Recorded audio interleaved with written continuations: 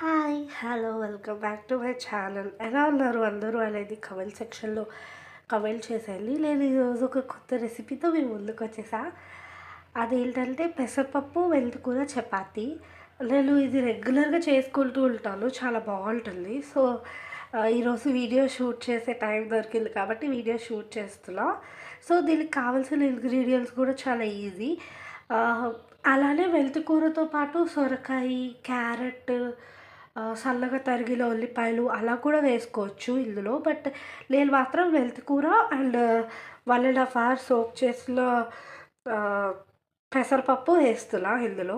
పెసరపప్పు ప్రోటీన్ కోసం at the same time ఫిల్లింగ్‌గా ఉంటుందని.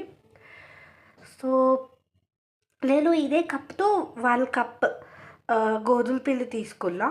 ఇది మెంతికూర కడిగేసి కట్ చేశాను లైట్‌గా. అండ్ ఇది ఇప్పుడు నేను కొంచెం ఆయిల్‌లో ఫ్రై చేస్తాను. సో దట్ ఆ చేదుతనం అండ్ పచ్చితనం లేకుండా ఉంటుంది. అండ్ ఇది పెసరపప్పు అరౌండ్ 3-4 స్పూన్స్ తీసుకున్నా అందాజాగా. సో, అది వేడి నీళ్ళలో నానబెట్టాను.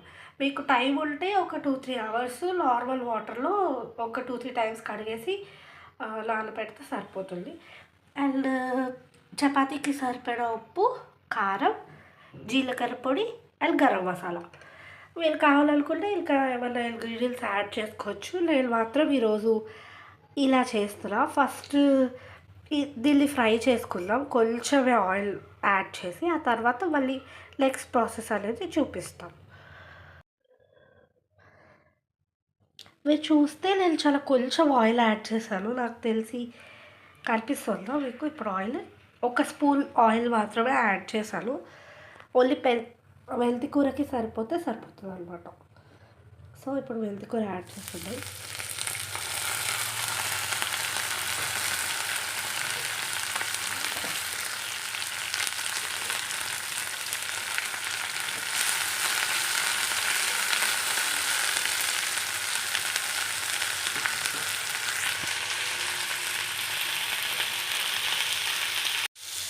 సో, మీరు చూస్తే ఇది ఆల్మోస్ట్ ఫ్రై అయిపోయింది.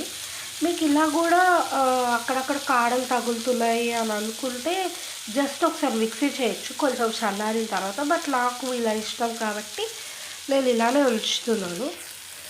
మీకు ఒకసారి రోస్ట్ చేసి చూపిస్తాను. నేను చాలా కొంచెం ఆయిల్ యాడ్ చేశాను కదా, ఇది చూస్తే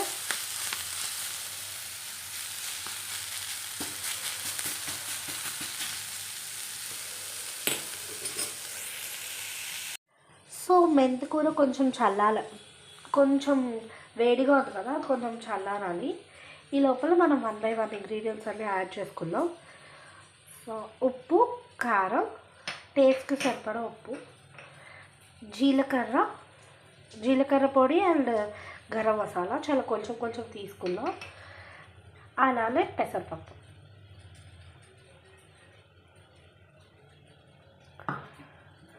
సో ఇది కూడా ఒక 2 మినిట్స్ అయిన తర్వాత యాడ్ చేస్తాను. యాడ్ చేసిన తర్వాత మళ్ళీ కంటిన్యూ చేస్తాను వీడియో. సో నేను జస్ట్ అలా కలిపాను. కొంచెం చల్లారింది కాబట్టి మొత్తం కలిపేసిన తర్వాత చపాతీ పిండిలాగా కలుపుకోవాలి. కలిపిన తర్వాత చూపిస్తాను. సో నేను చపాతీ పిండి కలిపేసాను మొత్తం చూస్తే. అండ్ ఇప్పుడు మనం చపాతీ రోల్లాగా మంచిగా ఒత్తుకుని కాల్చేది కూడా చూపిస్తాను మీకు.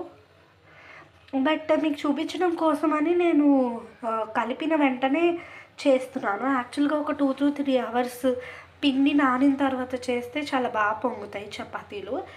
బట్ నేను వీడియో కోసం షూట్ చేస్తున్నాను కాబట్టి ఇప్పుడు వెంటనే ఒకటి చేసి చూపిస్తున్నా.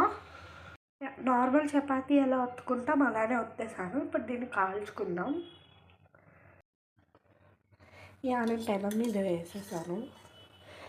చాలా కొంచెం నెయ్యి యాడ్ చేస్తున్నా. మీరు కావాలనుకుంటే స్కిప్ చేసేయచ్చు.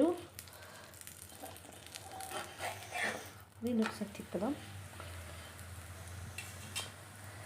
అన్నిటి పక్కకు కూడా చాలా కొంచెం నెయ్యి యాడ్ చేసుకుందాం.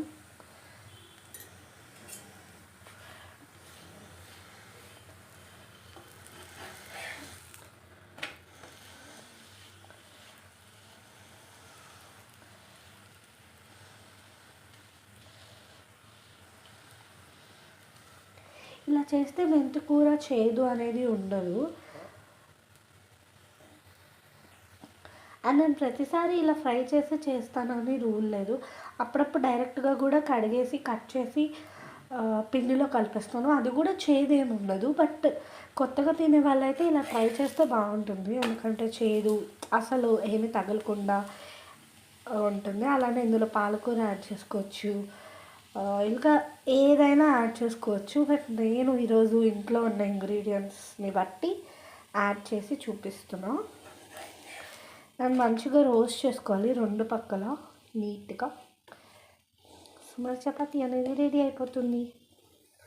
చపాతీ అనేది రెడీ అయిపోయింది. మెంతికూర, పెసరపప్పు చపాతీ.